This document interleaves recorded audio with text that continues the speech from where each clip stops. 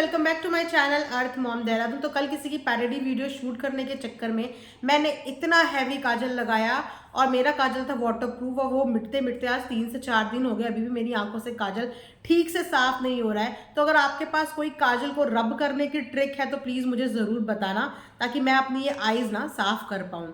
तो अगर आप लोग चैनल में न्यू है तो चैनल को भी ज़रूर सब्सक्राइब करो और वीडियो को लाइक ज़रूर कर दिया करो।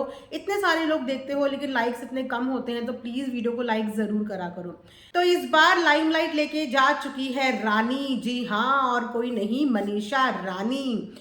तो जब जब प्रोमोज में जनाब आते हैं तब तब जनाब के नंबर भी वारे न्यारे आते हैं, और जब जब प्रोमो में जनाब नहीं आते हैं तब तब जनाब के नंबर भी डूबते चले जाते हैं। तो इस बार के प्रोमो में हमें देखने को मिली थी रानी को प्रोमो में लेने से चैनल के टीआरपी काफी ज्यादा अच्छी गई, क्योंकि रानी तो जहां जाती है सबके दिलों पे राज करने ही लगती है। तो वहीं पे टेंशन का माहौल बन चुका है जनाब एंड फैमिली के लिए, इसीलिए वोट अपील करने के लिए जनाब को लिटरली लाइव पे आना पड़ा। आप लोग सोच सकते हैं लिटरली लाइव करनी पड़ी। वैसे ही कोई पहली बार नहीं है कि जनाब ने लाइव की हो। कई बार जनाब जब जब नंबर कम लेके आए हैं उस एग्जाम में, उस बैक बेंचर की तरह जिसके सबसे कम बिल्कुल पासिंग लेवल के मार्क्स आते हैं, और उसके बाद मैम के पास जाते हैं कि मैम देख लो कहीं पे कोई गुंजाइश हो, आधा नंबर बढ़ जाए, 1 नंबर बढ़ जाए, बस मुझे किसी तरीके से पास कर दो। वही वाली हालत कल जनाब की दिख रही थी कि जनाब को इतना ज़्यादा डर लगता है जैसे ही जनाब के स्कोर कम आते हैं, उस समय जनाब की हवाइयाँ उड़ चुकी होती हैं, इतना डर चुके होते हैं जनाब कि जनाब कोई भी प्लेटफॉर्म नहीं छोड़ते। कल की लाइव में कम से कम नहीं भी तो 3 से 4 बार जनाब ने अपनी ऑडियंस को वोट करना सिखा दिया कि कैसे जाके आप वोट कर सकते हो। एक भी नहीं, एक एक बंदे से 50-50 वोट मांग रहे हैं। खुद भी नहीं, परिवार के हर बंदे से मंगवा रहे हैं, यहाँ तक कि छोटे जनाब से भी मंगवा रहे हैं। तो दोस्तों बात सिर्फ लाइव तक ही खत्म नहीं हुई। लाइव के अलावा इंस्टाग्राम पे जनाब ने एक पोस्ट भी डाला था जिसमें उन्होंने अपनी ऑडियंस से रिक्वेस्ट करके please please please please please करके बहुत बहुत बहुत सारी रिक्वेस्ट करी, और जिस तरीके से यूजर्स ने उन्हें रिप्लाई किया, ऑडियंस ने उन्हें रिप्लाई किया, वो रिप्लाई बड़े जबरदस्त हैं। कुछ कमेंट्स में आप सबके लिए पढ़ लेती हूँ ताकि आप लोगों का भी एंटरटेनमेंट हो। तो एक यूजर कहते हैं, अरे तुम तो बद्दुआ देते हो हम औरतों को और तुम्हारी बीवी पिटी यू, आई पिटी यू बोलती है, अब वोट की भीख मांग रहे हो, कभी ना देंगे वोट, वोट देंगे सिर्फ मनीषा और शिव को। वहीं पे एक यूजर कहते हैं कि अब कहाँ गया लेवल तुम लोगों का, हमारा लेवल इधर है, यही बोला था ना, भिखारी अपनी ऑडियंस को झूठ झूठ बोल बोल कर भीख मांग रहे हो। तो इस तरीके के ऑडियंस ने कमेंट्स करे हैं और किसी को भी पसंद नहीं आ रहा है जिस तरीके की शो में बायसनेस हो रही है।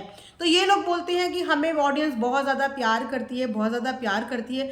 भाई जब कमेंट सेक्शन खोल के देखते हैं तो प्यार तो कहीं नज़र नहीं आता। ये ज़रूर बोल सकते हो आप कि चैनल आपको कुछ ज़्यादा ही प्यार करता है, क्योंकि अगर बात सिर्फ ऑडियंस की है तो ऑडियंस के सारे व्यूज, सारे कमेंट्स हमें इंस्टाग्राम पे देखने को मिल रहे हैं कि आपको कितना भरपूर प्यार मिला है, क्योंकि आई थिंक 10 या 15% कमेंट्स ही ऐसे होंगे जो इनके लिए पॉजिटिव है। बाकी सब लोग बड़े परेशान हैं जिस तरीके का जुल्म अदर कंटेस्टेंट के साथ किया जा रहा है, और जिस तरीके से ये लोग वोट अपील कर रहे हैं उससे जनता कुछ ज्यादा ही इरिटेटेड है कि एक तरफ ये लोग अपना एरोगेंस कैरी करते हैं, एटीट्यूड दिखाते हैं, और दूसरी तरफ उसी ऑडियंस की हाथ जोड़ के पैर पड़ के भीख मांगते हैं कि वोट दे दीजिए। मैं अभी भी यही बोलूँगी कि जो इन्हें प्यार करता है प्लीज वोट कर लीजिए, और जो नहीं करता है वो जिसे भी प्यार करता है उनको वोट करिए। तो देखते हैं कि इस बार क्या स्कोर आते हैं और इस बार जनाब कहां से कहां तक पहुंचते हैं। लेकिन इस बार की लाइमलाइट तो पूरी हिस्से में आ चुकी है रानी के, क्योंकि प्रोमो में रानी और शाहिद कपूर का डांस देख के और जो कंटेंट देती है ना रानी, वो देख के सब लोग बहुत ज्यादा खुश हैं। और वहीं पे बात करें अगर डब्बा की, तो डब्बा ने शादी के कंटेंट बनाने के लिए बेचारी ने जोर शोर से तैयारियां की थी। एक भी नहीं, दो भी नहीं, आई थिंक 8-8, 9-9, 10-10 ड्रेसेस हर एक स्पेशल ओकेजन के लिए बनाई थी। लेकिन मैंने पहले ही बोला था भैया, हम जब किसी चीज़ को ज़्यादा ही एक्सपेक्ट करने लगते हैं तो वो एक्सपेक्टेशन हमारी चूर चूर हो जाती है जब हम उसे इम्प्लीमेंट करने के लिए आते हैं। तो क्या हुआ आखिर डब्बा के वेडिंग व्लॉग का? क्यों वेडिंग व्लॉग इतना फीका फीका रह गया? क्यों शादी के माहौल में भी डब्बा को बाहर जाके कंटेंट ढूंढना पड़ गया? क्यों आखिर? और तो छोड़िए, डब्बा के खुद के इन लॉज उनके व्लॉग में देखने को नहीं मिले।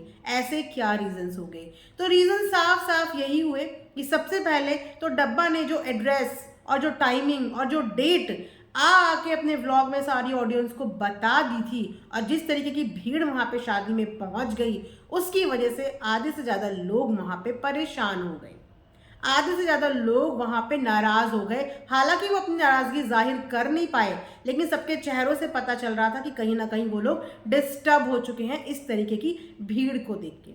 शादी के पहले फंक्शन से लेकर शादी के आखिरी फंक्शन तक वहां पे सिर्फ और सिर्फ भीड़ का जमावड़ा ही लगा रहा।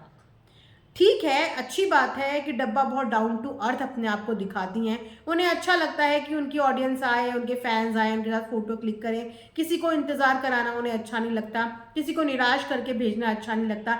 बट जगह सही और टाइमिंग सही होनी चाहिए।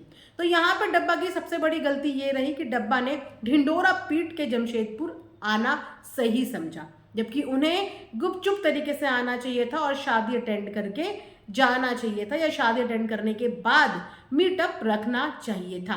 वहीं पे अगर बात करें अदर व्लॉगर की, तो बहुत सारे व्लॉगर्स वेडिंग अटेंड करते हैं, लेकिन आप किसी भी बड़े व्लॉगर की किसी भी वेडिंग फंक्शन में इस तरीके की भीड़ नहीं देखोगे, जहां पे लोग फोटो खिंचाने के लिए आपके आगे पीछे भाग रहे हैं।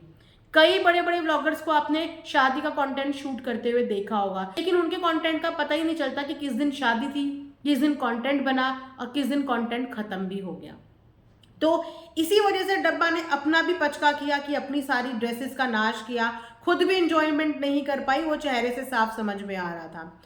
सज सवर के पहन के ड्रेस अच्छे से गई शादी में, और वहां पे जाके जिस तरीके की भीड़ व्लॉग में देखने को मिली, लिटरली उस भीड़ को देख के कोई भी अपसेट होगा कि भैया ये क्या ड्रामा है।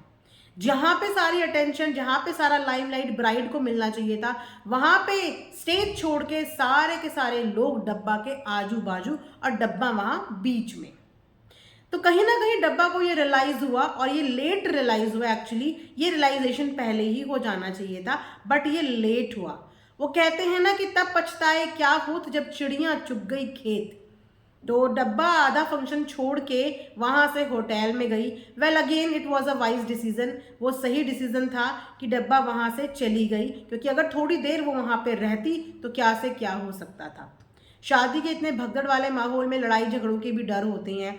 लड़की की शादी है, पंगेबाजी हो सकती है, नाराजगी हो सकती है, बहुत सारी चीज़ें हो सकती हैं। तो हमें हर चीज़ से प्रिपेयर रहना चाहिए। उसके बाद डब्बा वहाँ पे काफ़ी देर तक रुकी। फिर आई थिंक रिलेटिव्स और घर वालों के कॉल आए, जिसपे उसे दोबारा जाना पड़ा, और डब्बा वापस से चेंज करके गई। हालांकि उसके चेहरे पे वो फ्रस्ट्रेशन दिख रही थी, और कहीं ना कहीं ये गलती उसे समझ में आ रही थी कि मैंने ये गलती कर दी कि मैंने शादी का पहले ही सब जगह ढिंडोरा पीट दिया, और उसके बाद मैं शादी ठीक से एंजॉय भी नहीं कर पाई, और जिनके घर का वो फंक्शन था वो लोग भी कहीं ना कहीं परेशान हो गए। और तो और छोड़िए, डब्बा के व्लॉग में उनके इन लॉज तक की शक्लें देखने को ढंग से नहीं मिल पा रही है कि आखिर वो कहाँ पे हैं, वो क्यों नजर नहीं आ रहे हैं, और क्यों बार बार व्लॉग बनाने के लिए शादी की जगह छोड़ के बाहर जाना पड़ रहा है। तो इस चीज़ का इंट्यूशन तो हमें पहले ही आ गया था।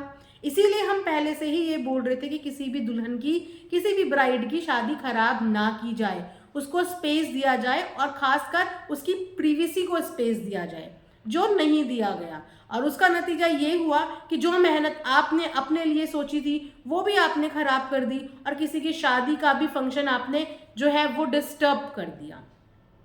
खैर, इन सबके बीच में एक चीज अच्छी लगी कि डब्बा तो होटल में आ गई थी, लेकिन फनी ने अपने भाई होने के पूरे फर्ज निभाए, क्योंकि वो जो लड़की जिसकी शादी थी उसका फनी के साथ बहुत ही अच्छा कनेक्शन था।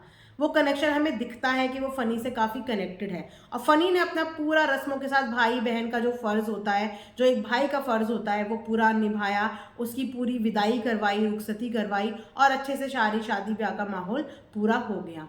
इनफैक्ट अभी कुछ इंस्टाग्राम वीडियोस पे, कुछ इंस्टाग्राम स्टोरीज पे देखने को भी मिला है कि शादी के बाद वो लोग एक साथ डिनर करते हुए भी नजर आए हैं बाहर। तो यही सब चीज़ें होती हैं। देखो, शादी ज़िंदगी में एक बार होती है, और हर लड़की का सपना होता है कि शादी में प्रिंसेस वही रहे, सेंटर ऑफ अट्रैक्शन वही रहे, और सब उसे देखें। लेकिन उसी माहौल में अगर दुल्हन एक तरफ स्टेज पे है और सारी भीड़ किसी एक के लिए लगी है, तो कहीं ना कहीं उसके दिल को भी ये चीज़ें चुभती है, उसे भी बुरा लगता है। तो ये कुछ सिनेरियो हुआ शादी में। मुझे लगता है आगे के लिए डब्बा को बहुत अच्छा सबक मिल गया कि आगे आने वाली शादियां किस तरीके से अटेंड करनी है। तो ये था डब्बा के पूरे व्लॉग का कल के बेस पे रिएक्शन। आई होप आप लोगों को पसंद आया होगा। लाइक शेयर एंड सब्सक्राइब जरूर करें और मिलेंगे नेक्स्ट वीडियो में। तब तक अपना ध्यान रखिए। Thanks for watching earth Mom Dehradun.